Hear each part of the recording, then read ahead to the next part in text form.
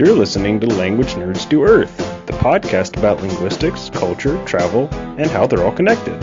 Now, it's time for your language nerd hosts. One in China, one in Spain. It's Patrice and Rachel.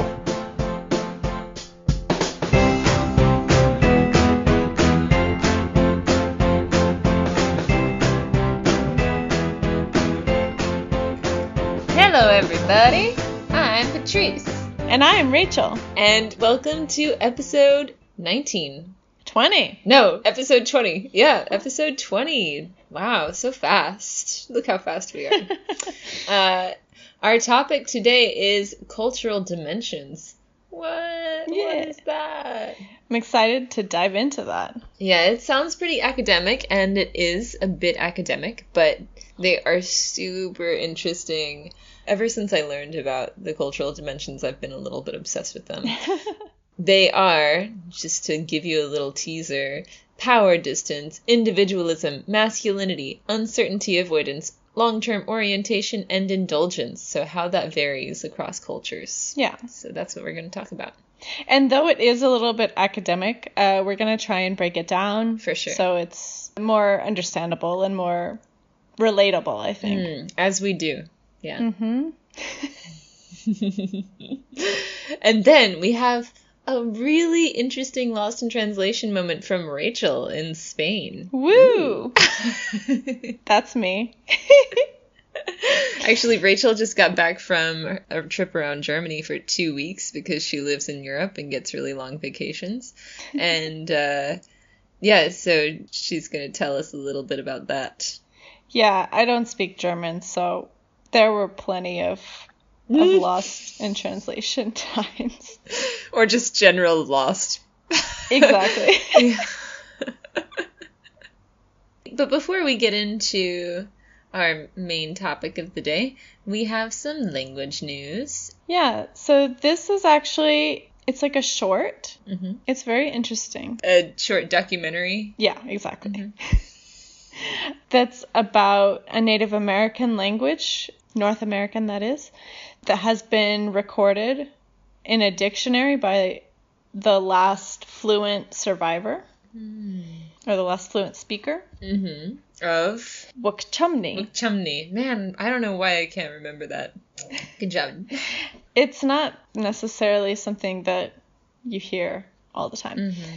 And so Wukchumni is a group in the Central California region, which is part of a broader Yokut tribal group. Mm-hmm. So before the Europeans came, there were as many as 50,000 Yokuts living in the region.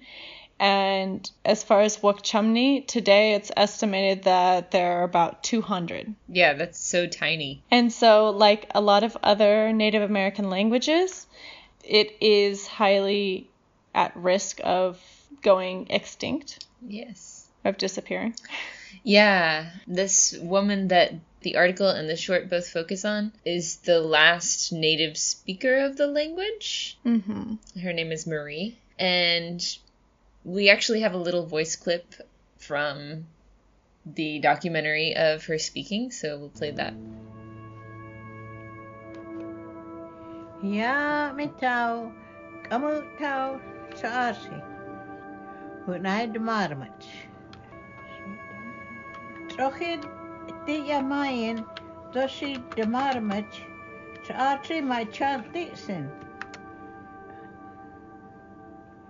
kumoi demarmat ho saasi mach patronai anik. Yeah, so in the United States, there are about 130 Native American languages that are currently at risk, and 74 are considered critically endangered. So obviously with one speaker, or one native speaker, this is among that list of 74. Right. Or just a few native speakers. Yeah, Marie is about, I think she was 86 years old. Okay. What's really interesting, though, is that she actually, recognizing that her language is critically endangered, she was like, you know what? I'm going to make a dictionary. So she made a dictionary of the Wukchumni language with her daughter. Mm-hmm. And it's really funny when you watch the documentary, actually, like, her daughter is like, yes, we spent 7 years making this dictionary, and my mother was very specific about how she wanted these things, and I think she got a little frustrated with me sometimes. Yeah, and of course she's an older woman, so she was not very familiar, I think, with computers. She was like a one-finger typer. Yeah. So it took a long, long, long time. Yeah, it's kind of amazing. And plus, she was actually remembering from her childhood because she used to speak it with her grandmother, and then after her grandmother passed, she didn't speak it anymore. So she had to recall it on her own, and she was writing down the words for different objects and different things. So can you imagine that? Like, I mean, how old was she when her grandmother died? I don't know if it said. I'm not sure, but I think kind of fairly young at least. Yeah. I mean, her daughter said she never saw her mother speak Wukchumni. So years and years later, she's just like drawing this vocabulary from her brain. It's really, really incredible, actually. Yeah, it's amazing. Actually, one thing that I also really liked from the short was she was telling a legend or like a folktale from her childhood that she learned about how people ended up with human hands, lizard-like hands. Yeah. Yeah, so there was like a race between a wolf and a lizard, and in the end, the lizard won, or it got to the top of something faster. Yeah, see, I'm really awful at telling stories also. But in the end, the lizard won whatever competition was happening, and it was like, okay, now humans are going to have lizard hands. So, okay. I mean, that's like one of the cool things about these languages that unfortunately are dying, is they also come with their own cultures, which is something that we talk about a lot. Yeah. But yeah, the Wukchumni legend of how humans ended up with their hands. I mean, that's really fun and interesting. Yeah, definitely. And I also just wanted to mention that before the documentary was filmed, they were teaching classes to other Wukchumni people, like for free. And so there was also like a young man who's become pretty fluent, and the documentary is from about 4 years ago. Oh, wow. That's great. Awesome. And so it's like it's undergoing a revitalization like in the community. So that's cool. That's awesome. There's a really great podcast called The World in Words, and they have like a running series on languages that are being revitalized. So Irish is one of them. They've done a few Native American languages, and I'm trying to remember what else, but yeah, it's been a while since I've checked them out. That's cool. But yeah, that's a really fun podcast. Yeah, really cool article. I like it. So you should check out the video. It's very interesting hearing her talk about her story. Yeah, definitely. And we will post the link to that on our website. Yep. Okay. So, Gert Hofstede, or I think people pronounce him Hofstede. I always say Hofstede because that's the German pronunciation of this last name, and I actually had never heard it spoken aloud in English until recently. So let's talk about Gert Hofstede. He is a Dutch social psychologist. He's still alive, in fact. And oh, really? Yeah, he worked for IBM many years ago. And at IBM, he was able to gather all this data on 40 plus countries. And he developed these dimensions of how cultures differ among one another. And it's just like, I think I should make a huge caveat that this was kind of developed in the 80s, so it's not perfect. And I think they update it too. They update his database, but some people don't love his cultural dimensions. I think it's really interesting. Obviously, everything needs to be taken with a grain of salt because these are generalizations. They're not referring to specific individuals. And when you have a huge population of people who are supposed to be collectivistic, but then one person is like more individualistic, then that doesn't mean that this thing, it doesn't apply. It just means that there are individuals and outliers in every collection of data. Right, exactly. It's not a hard and fast rule. Right. And it is qualitative research. Yeah. And it's quantifying these different things to numbers. Mm-hmm. But of course, it's not perfect. We're people. People have created it, and people have valued these other societies. Everybody has bias. So Yeah. those are our caveats, I think. Yeah, definitely. And I think the purpose of it is to be able to understand better cultures that are different from your own. Because if you meet somebody and their mentality is just so incredibly different, there's a reason for that. It's not just because they're a weird person. Yeah, our culture goes much deeper than most people know about. Right. And that's why these cultural indexes really just kind of blew my mind the first time I read about them. Like, man, that's a thing. Like, anyway. And you said you studied it in college too, probably, yeah? Mm-hmm. Yeah, in cross-cultural communication. Yeah. Where you studied it. Actually, I was just searching my computer, and it came up, like, in my syllabus for cross-cultural communication. So I was like, cool. Oh, interesting. Oh, that's cool. But this was, like, my second semester of college, and this was before I started downloading all my papers. Well, so I don't have them anymore. That's okay. Yeah. Okay, so yeah, let's get into it. The first index we have is power distance. So the power distance index, it measures a culture's attitude toward inherent inequalities in the system. So if you have a high score on the power distance index, then more distance between levels of society are accepted. And then low score would be less accepted distance and more movability among the classes of society. So we decided, since we are both from the United States and living in Spain and China respectively, we would look at those for every category. Mm-hmm. And we'll also talk about some other countries along the way. Yeah, exactly. So the US scored, it was 40%. And then Spain was 57%. China is really high at 80%. And then, yeah. So what do you think about Spain? This seems pretty right to me. What was it? 56, right? 57, yeah. Oh, 57, yeah. I mean, it's not the highest. Like, it is possible to move status as well as they respect, to a certain degree, differences between superiors and inferiors. Mm-hmm. Yeah, I mean, more so definitely than the United States. Yeah, I can see this. It's hard for me to really know, but I do feel like there is definitely a class system and an income disparity. And I also live in Shenzhen, which is kind of a special place because it's very capitalistic in comparison to the rest of China. So there is some mobility here too. So I'm not really sure, but I can definitely see it in Korea. Korea got a 60%, and it's not as high as China, but I definitely feel like people were kind of like in Spain, just okay with their place, you know? Yeah.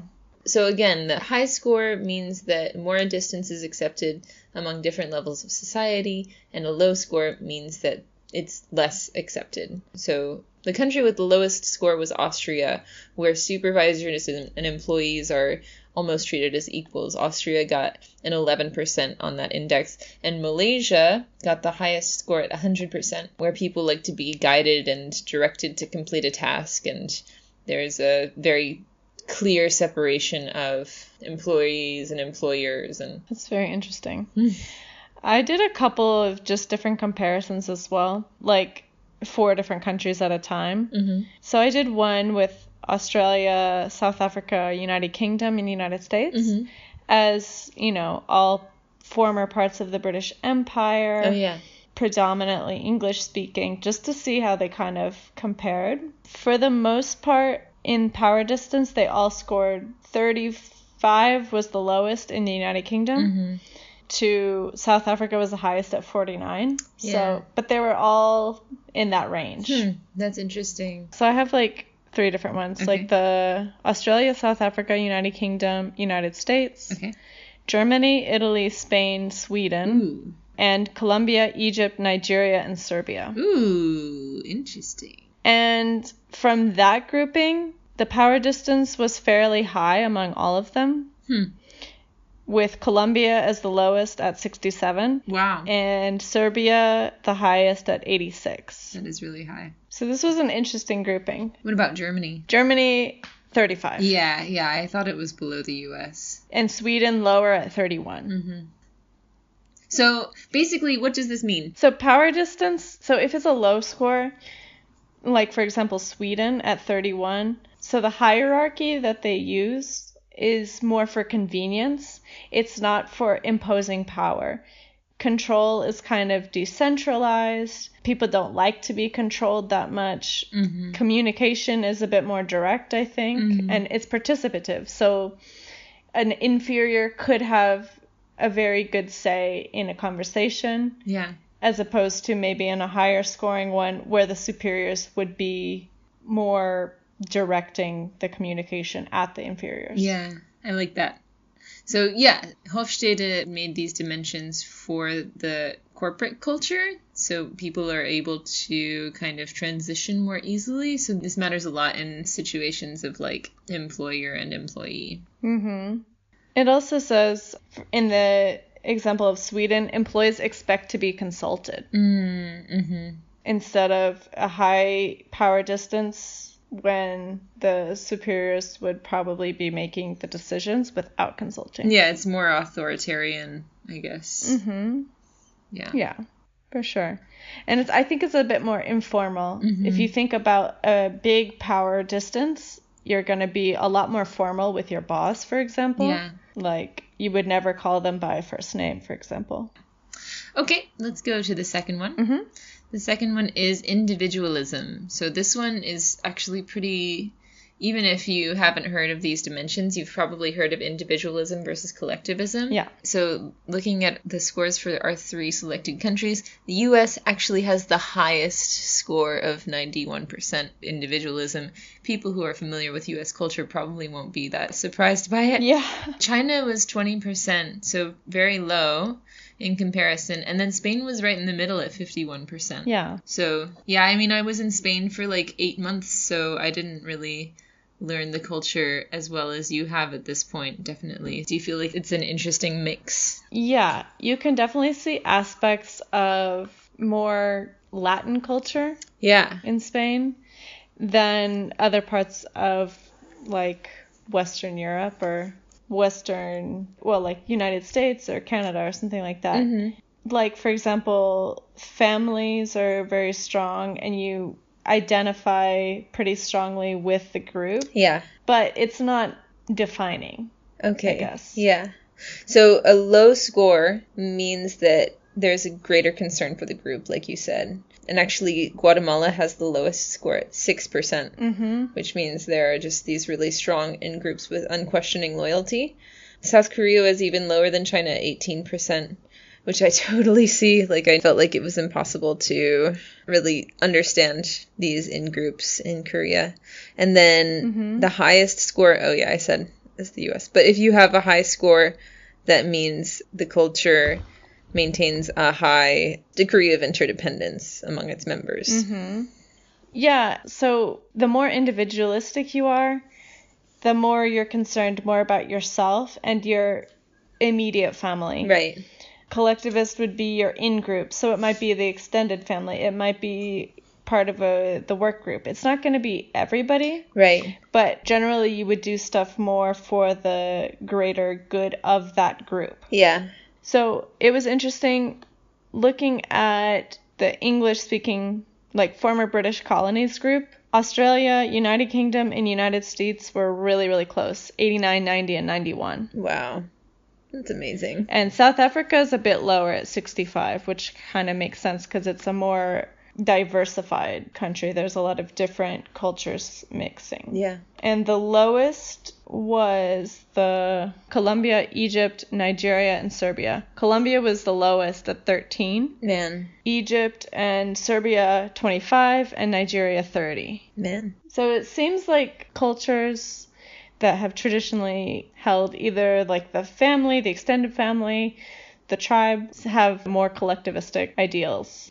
And I think Spain kind of falls somewhere in between. It's Europe, but it's also more Latin. So right. it makes sense. Like Guatemala, you said, is the lowest. Colombia's really low. I read Ecuador is one of the lowest. Yeah. And several other ones in South America. Well, and there's also a lot of Middle Eastern influence in Spain. Yeah. And that is a really highly collectivistic culture as well, as a general rule. Yeah. So that could have something to do with it as well. It is a big... Spain is such an interesting mix of cultures to me, because, like, Germany, you've got, like, Germanic tribes, and that's basically what happened in Germany, is the Germanic tribes and the Romans. And then, like, Sweden is the Vikings, I guess.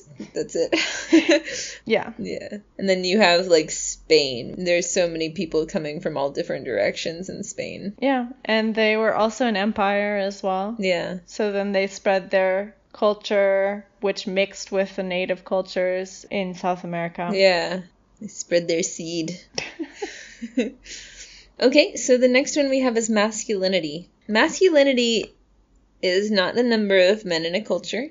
Masculinity versus femininity is based around competitiveness. So a highly masculine culture will value competitiveness and achievements and success, versus a feminine culture which puts more emphasis on liking what you do and caring for others and striving for a higher quality of life, not necessarily standing out. Right. And the highest score on this one was Japan at 95%. Wow. It's a very hierarchical, deferential, patriarchal society. Yeah, it's really high. Actually, because of these values, it's harder for female employees to rise in companies because they have family commitments. And, I mean, that's why, like, you've probably heard about these Japanese employees working themselves to death, literally, with overtime.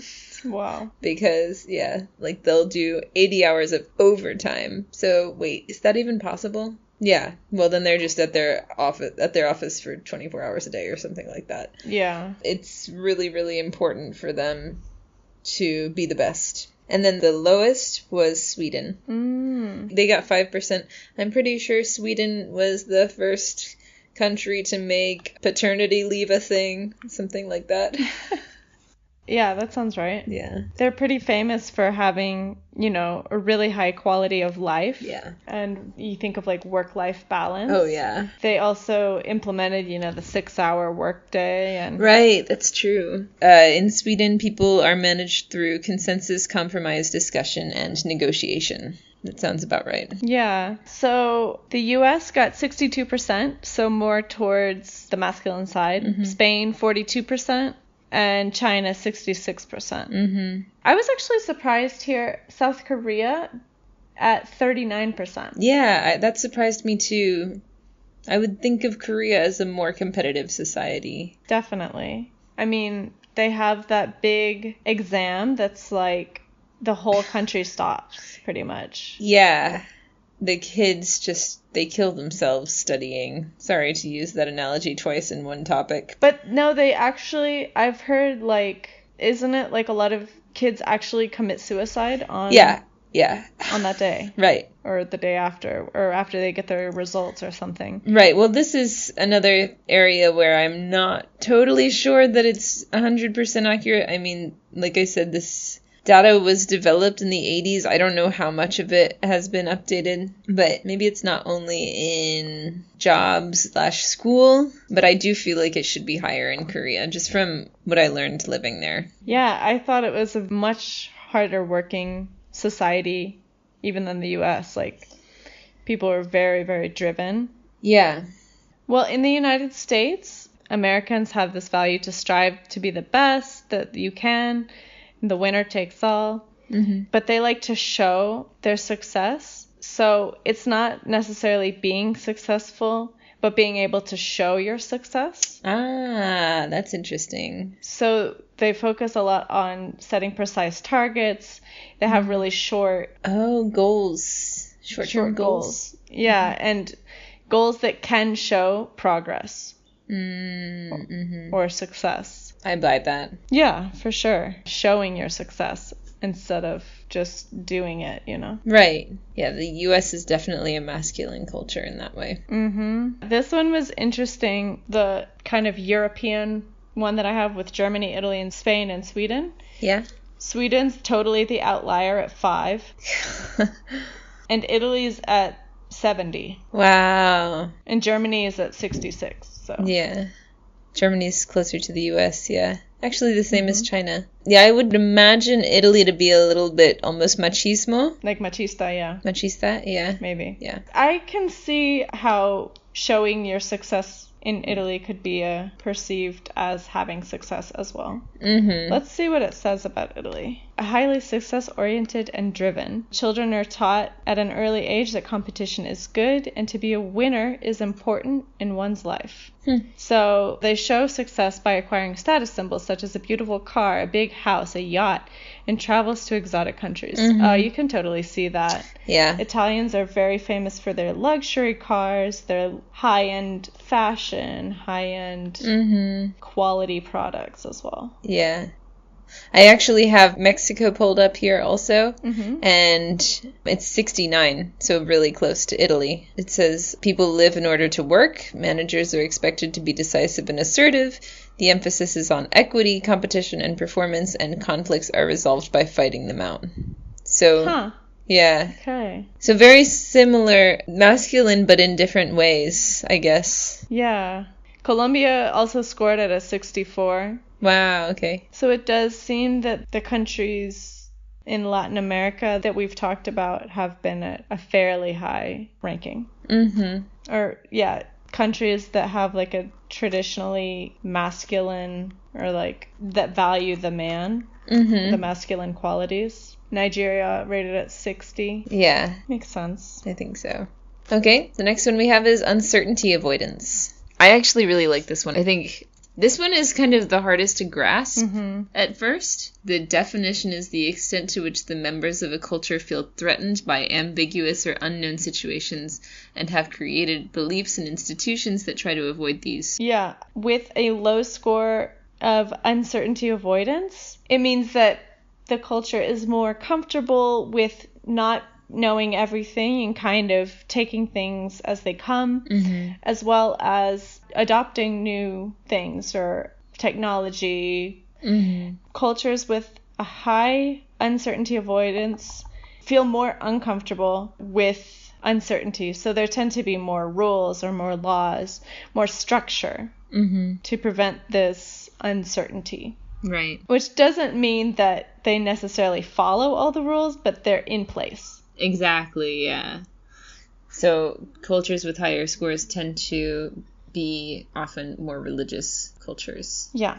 And then cultures with lower scores are more comfortable with ambiguity. So they're okay with not having all of the information in place before they make a decision. So the highest score we have is Greece. Yep. So people are known to try to make the safest, most conservative decisions there at 100%. And then Singapore got the lowest score, so people there are more open to change and innovation and more inclined to open-ended decision-making. There's also a lower sense of urgency there. I really like what it says about Greek culture here. Yeah? And I forgot about this part. Usually cultures that have a higher uncertainty avoidance tend to be more expressive in order to make sure everything is super clear, and so they show their emotions more. So it says, Greeks are very passionate and demonstrative people. Emotions are easily shown in their body language. And then it talks about the Greek myth about the birth of the world. So at the beginning, there was only chaos, which is a lot of uncertainty, of course. And then Chronos, time, came in to organize life and make it easier to manage. So here we're cutting down on all the uncertainty and making everything predictable. Oh, wow, that's so interesting. Yeah. So should we talk about our countries? Yeah. Our few countries? Yeah, actually, I'm so interested in that because China is at 30%, which is pretty low. And the Chinese market is known to be early adapters of stuff. So That makes sense. yeah. So, like, everything, you do pretty much everything by QR code here. Like, QR code caught on, and then everybody was using it. So, like, there's a lot of new technology. VR is pretty big here. I mean, I can't think of a lot of stuff off the top of my head, but yeah, China got a pretty low score, and that's not very surprising. Spain was high. This is the one that made the most sense to me. Really? It was actually like a light bulb. I was like, of course, that makes so much sense. Oh, that's so cool. Why? Well, if you think about, like, young people, especially, and I've had this conversation with so many expats, like, young people tend to, like, make friends early in life, and then those are their friends for life.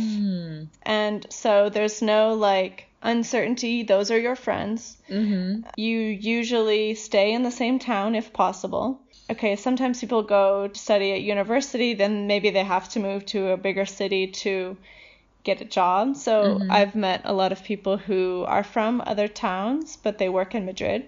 Yeah. And most weekends, a lot of them go home to be with their friends, with their family, where it's like, you know exactly what's there and who's there and what you're going to do. You know, that is so interesting because South Korea was 85%, right up there with Spain. And it was very, very similar there. People usually grew up in one place and then stayed there. And people live with their parents here until they're 29, 30. Yeah. Part of that is economic, of course. Right. But a lot of it's cultural. And the U.S. 46%. Is it 46? Yeah. Yeah, U.S. 46%. Yeah, it's right in the middle, right? That makes sense to me. So the U.S. are fairly tolerant and accepting of new ideas and innovation. That's actually a pretty big ideal in the United States, is innovation. Yeah. Try something new. Yeah, you're right. It does say here that 9/11 has created a lot of fear in American society with regards, I guess, to the unknown. And so that has created, I think, a willingness for the U.S. government to be more monitoring. Yeah. Yeah, let's take a look. Oh, yeah, your lists. If there's anything interesting at the other ones. Uncertainty avoidance in Sweden was 29, so pretty low. Oh, yeah.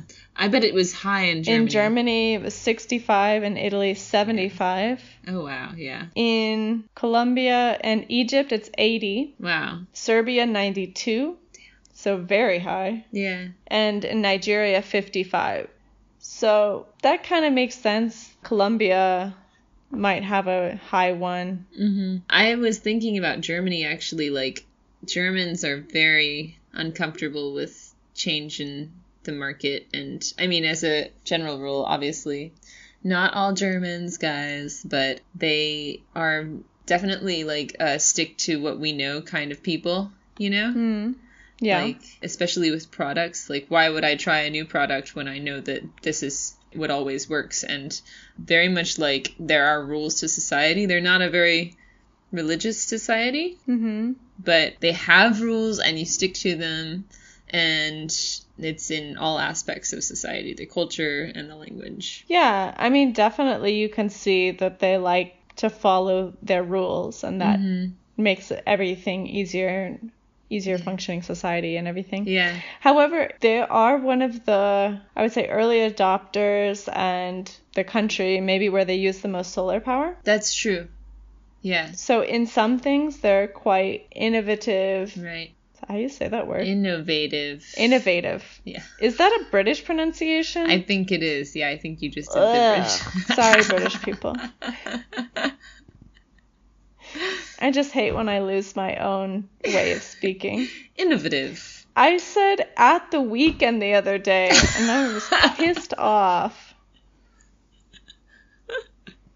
Slowly, she's becoming more British. Ugh.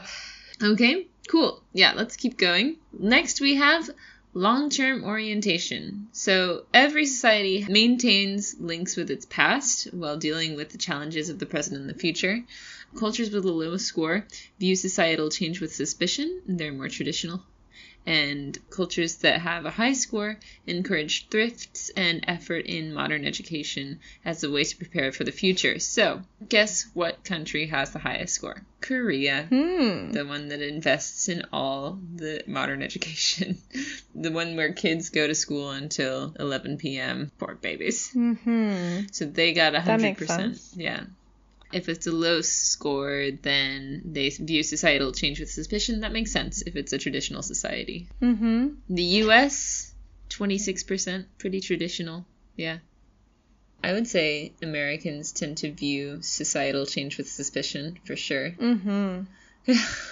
Yeah, that includes, things like abortion. Yeah. I mean, they were one of the last countries to abolish slavery. So, okay, this is what the thing says. Americans are prone to analyze new information and check whether it's true. So I think it's a bit more cautious. They're very practical, but kind of maybe cautious in implementing new things. I also think about climate change kind of stuff. Like cultures with a higher long-term orientation score might be more prone to look toward the future of society. Yes. Including climate change. So, like, Germany had a pretty high score, if I remember correctly. Yeah, Germany has 83. Yeah, that's right, yeah. That makes sense with the solar panels and everything. Exactly, yeah.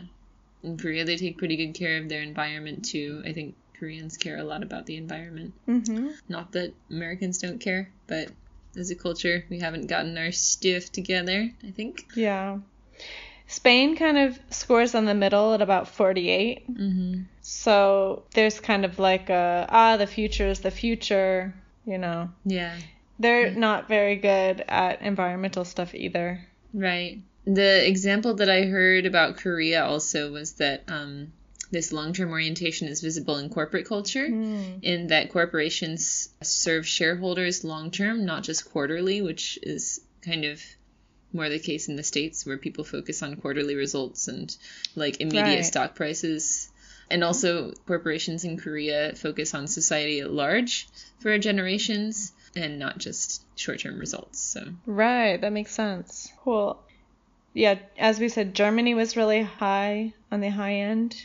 Spain was on the low end of the European one. And then Sweden and Italy fell in the middle. Oh, okay. Actually, Italy a bit higher, 61. In the English-speaking group, the UK was the highest at 51. And Australia, the lowest, actually, at 21.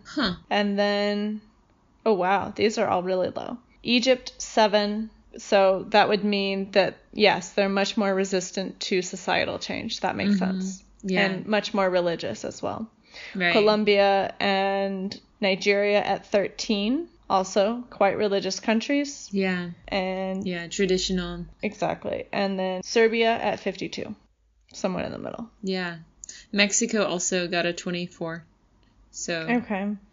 People are concerned with establishing the absolute truth and exhibit great respect for tradition. So yeah, and I think that the more religious probably a country is, the more resistant to change they might be, because religion has established certain rules, and if you follow those rules, then yeah, for example, the Catholic Church is pretty traditional and established rules, not easy to change. That's true, actually. I mean, there is a group of Catholic priests in the U.S. who are women, and they're trying to, like, make that happen. Like, they're trying to help the church evolve with the times so it doesn't disappear completely. Yeah. And so far, no headway on that. Even though the Pope is pretty progressive, he's still totally anti-women priests. Yeah, and even for this, a lot of the stuff that he's progressive about, he gets so much backlash. Oh, I know. Because the church as a whole is not progressive. Right. You feel like every time he releases a statement, the Vatican's like, no, he was just kidding. Yeah. Yes, that's true. Yeah. And actually, I read that the United States is one of the only quote-unquote Caucasian countries, aside from the Soviet Union, that had an increase in the 20th century of prevalence of religion. Yeah, I think I remember seeing that too. Which is interesting. Yeah, because in Europe, people are not really very religious. Italy, yes. But even in Spain, to an extent. Yeah, I remember in Spain I learned that 99% of Spaniards will be like, yeah, I'm Catholic, but they almost never actually step foot inside a church. I don't know anyone who goes to church on Sunday. Right. It's a quaint idea for a lot of Europeans in general that Americans go to church on Sunday. It's oh, how cute and old-fashioned. It's older people mostly. Yeah. I wonder what's going to happen in 100 years. Whereas in the United States, there's a huge prevalence, and I think also Latin America, where that's strongly Catholic. Yeah. Strong presence of youth in the church. Right. So that's interesting. That is super interesting. Okay, so we have one more. It is indulgence. Indulgence is the extent to which people try to control their desires and impulses based on the way they were raised. So I actually like this one a lot. Basically, how much does your culture like to party? Or value partying? So if there is a high score, there's a willingness to realize impulses and have a good time. Mexico has a really high score. It's 97%. Wow. Yeah. And I'm focused on Mexico also because I actually put together a cultural training in my old job based on Mexico, and I read a lot of this stuff. And I learned that in Mexico, a lot of times people will get half a day off to go watch a soccer game, or the company will shut down so that people can go watch a big important match. Oh, wow. Yeah. Whereas Pakistan got a 0%. So there's an emphasis on suppressing gratification, and there's more regulation of people's conduct and behavior and stricter social norms. So if you have a low indulgence score, gratifying what you want is seen as wrong, basically. Right, morally wrong, or it causes some type of guilt, they feel bad for doing what they desire. Right, yeah. It also says a lower score, so more restraint. It has a tendency towards cynicism or pessimism. Yeah. And whereas the opposite is true, higher indulgence score is more related with optimism and having a good time, I guess. Yeah. So with our controls, we have U.S. at 68%, so fairly indulgent. Not quite as high as Mexico. No. Spain, 44%. Actually, I was quite surprised about this one. Maybe it's the Catholic guilt in Spain. Maybe. But people like to party here. Yeah, they do. And it seems in China, 24%. Yeah. China, I mean, I feel people don't stay out past 11 here for the most part, because Chinese medicine says that you need to go to sleep and wake up at regular times. And so people take that really seriously. They're a high long-term orientation culture. But I don't have very many Chinese female friends who like to party. In fact, I have one, Elsa, and she's lived abroad. She had a Spanish boyfriend, actually. Okay. So, yeah. But yeah, I feel Chinese culture is not a big party culture for sure. They'll get drunk, they can do it, but it's not on the reg. Okay. From the English-speaking group that I have, Australia was the highest at 71. And the US 68. Yeah. United Kingdom 69.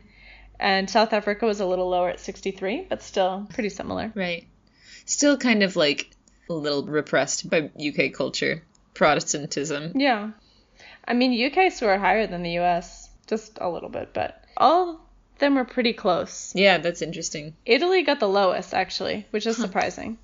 The lowest of my little European group. Wow, that is surprising. It makes me sad for Italians. Because, I think of them as enjoying good food, good wine. Yeah. But maybe they're more about, duty to doing what you should do instead of what you would like to do. Right. I mean, and I don't know, something tells me that religion comes into play there as well. That's probably true. What about Germany? How did they do? 40. Yeah. Spain, 44. And Sweden, 78. Hey, Sweden. I don't know. I'm ascribing positive and negative qualities to this score, but that doesn't mean that one of them is good or bad. I'm just a highly indulgent person. Well, I was surprised by Sweden because I would have assumed a much lower score, actually. I don't know. I would have seen them from my maybe bias as more dutiful and more doing what you ought to do instead of being more practical. But maybe that's not really what this is. Well, we did learn that they value a high quality of life in the masculinity score. That is true. That is true. So it says they possess a positive attitude and have a tendency towards optimism. Mm-hmm. And they place a higher degree of importance on leisure time, act as they please, and spend money as they wish. I guess that makes sense because they have lots of time because they've established that. A lot of leave time. I think they get like 40 days of vacation time or something outrageous like that. Okay. Like 35 or 40 days, yeah. Oh, wow. Yeah. And they have a lot of money. Mm-hmm. Salaries are very good. Right. They get lots of good benefits from the social system. So, okay, makes sense. Yeah. And in the kind of mixed group, we have Egypt as the lowest at 4. Huh. So they're very, I guess, resisting impulses. I can see that. I mean, all the Egyptians I've met have been fantastic, wonderful, very fun people. Mm-hmm. But I can also see them, like, feeling like their duty comes above their playtime. Pleasure, yeah. Duty comes above pleasure, yeah. Yeah. Serbia got 28, and then Colombia and Nigeria 83, 84. Oh, wow. That's super high. Yeah. So I can see that, too, like, more valuing, quality of life, family time, stuff like that. Yeah. I don't know. Well, I love it. It's so interesting. Thank you for talking about this with me. Yes, it's been a pleasure. And I've really enjoyed being surprised by quite a few of them. Yeah. I think it's always good when you can, like, challenge maybe different conceptions. I agree, yeah. And, I mean, again, like, this isn't the Bible of cultural communication. No. But it does give you a really cool perspective, and it's something that I like to consult to when I come across a weird cultural clash. Mm-hmm. It's kind of interesting to be like, oh, why does this person think that this is so important? Oh, they're from this place, and this place puts a high value on X, Y, and Z, so. Yeah, I definitely feel like I can understand maybe a bit better why Spanish people are the way that they are in some ways. Yeah. And so that's helpful, I think. Mm-hmm. Yeah, me too. Especially for me coming to China. I had lived in Korea, and so I expected it to be very similar. And then when I looked at the differences before I came to China, I was like, oh, that's really weird. Oh, that's really weird. They are actually very different places. Not in every way, but for example, uncertainty avoidance. China is so much lower than Korea. That is a huge difference through 30 versus 85%. So I definitely thought that I knew a lot. Yeah. Cool. Well, if you have any opinions on what we've talked about today, then please give them to us. We want to hear them. You can comment in the show notes of this episode, or you can, literally anywhere on social media. We're there. You just have to, find us and then give us your comments, please. Yeah. And we'll try our best to respond quickly. Yes. So, you know what time it is, Rachel? Time for my Lost in Translation.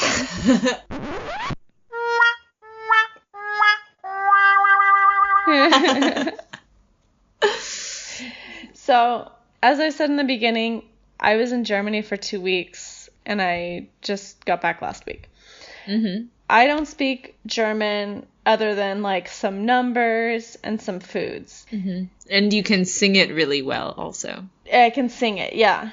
So, also, I can kind of fake sometimes the pronunciation because I took diction, but that kind of is awkward because then people would maybe think that I speak actual German, and I was just reading something off the menu, and then they would ask me a question. I would just literally stare at them and be like, I'm sorry, what? And so my boyfriend, Emilio, he took German for a year in Venezuela, but he hasn't spoken it for several years, and he was kind of an elementary level. So one thing that kept happening is when we were trying to save money or whatever, we would be like, okay, we don't want anything to drink with this meal, like for lunch or something. And so he was like trying to remember his conjugations and everything. So he was saying like, we don't want anything to drink. And every single time, this happened maybe 3 or 4 times, the person would just stare at him like he was like a goat speaking or something, like an alien, just what? And I don't really know if he was saying it wrong or if it was just, like a social thing that's really weird and that people just didn't understand, like, why you wouldn't get a drink, to save $6, like. Right, yeah. Yeah, or $7, like. Yeah, more like 7 or 8, I guess. Mm-hmm. Most of the time, beers were like $3.50, $3.90, so. Yeah. Crazy. Yeah, it was really uncomfortable, and there was always like a really awkward silence. And he would like try and repeat it. And I think usually we just ended up getting a drink because it was just too awkward to continue.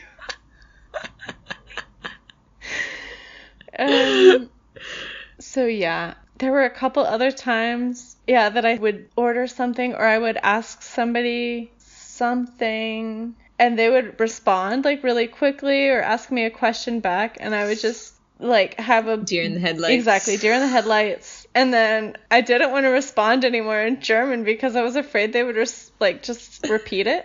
So I would just be like, what? And we probably should have talked a little bit beforehand so I could help you with like, do you speak English? Yeah, that was like our go-to phrase. Okay, that's good. But when we were in the middle of a conversation, it was just and there was a time, I think it was the last day, we were in Munich, and this lady stopped us on the street, and she was just like, hello, and then she just like went into a speech for like 45 seconds to a minute. No way. And we were both just staring at her like mouths agape, just looking like fools. And then she stops and she's like, do you speak German? And we were like, no. And there was no time to stop her because she was just very into asking her question. And she was like, oh, okay. So she repeated the whole thing in English. And she was like, oh, wow. Oh, like, I ran out of phone battery and I'm looking for this restaurant. I know it's around here, but I can't remember the name of it. And it's a vegetarian restaurant. But you probably don't have data here. And we were like, actually, we do. So she was like, oh, could you search for it? And I was like, sure. It's like 2 blocks away. She's like, wow. Thank you so much. Oh, that's awesome. Whew. Oh, and then you found a new vegetarian restaurant. Yeah, we looked at it, but it was very, very expensive. Oh, okay. It looked nice, though. That's cool. Nice. That's funny. So those are some of the highlights. That's awesome. I'm sure there were more. We were like idiots everywhere we went. I know the feeling very, very well.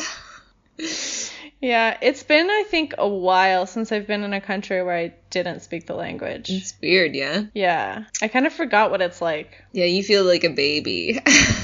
Yeah, literally an infant. Because my only words were, like, as I said, some numbers and some foods.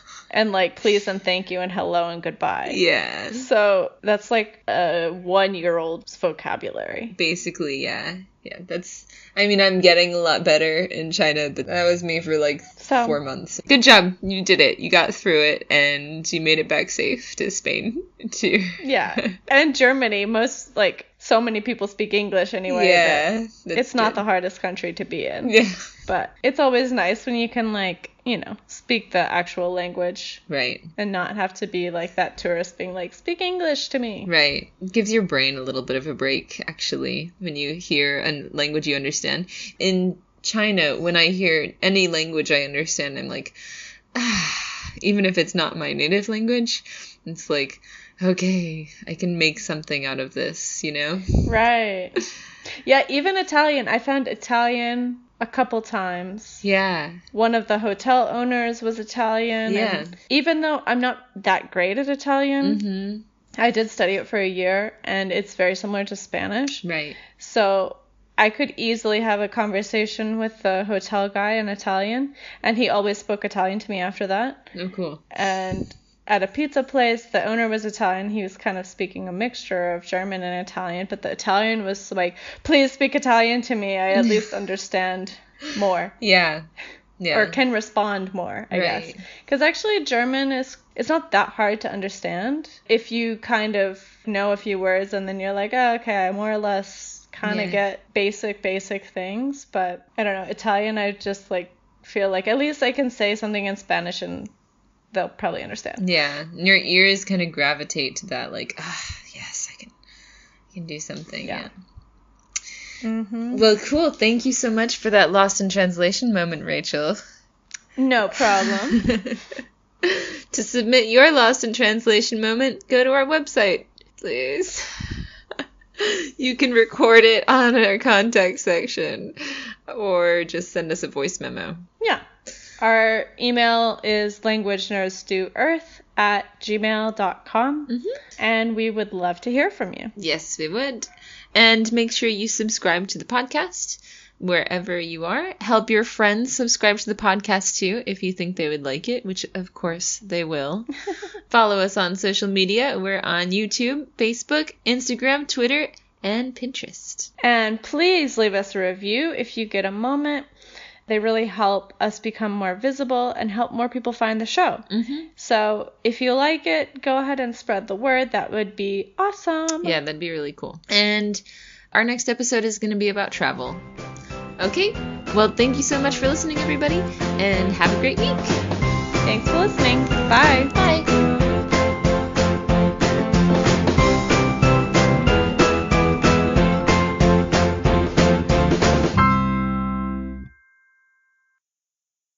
Hello, everybody.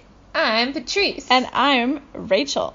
No, I want to do that again. I hated that so much. Oh, I liked it. Okay.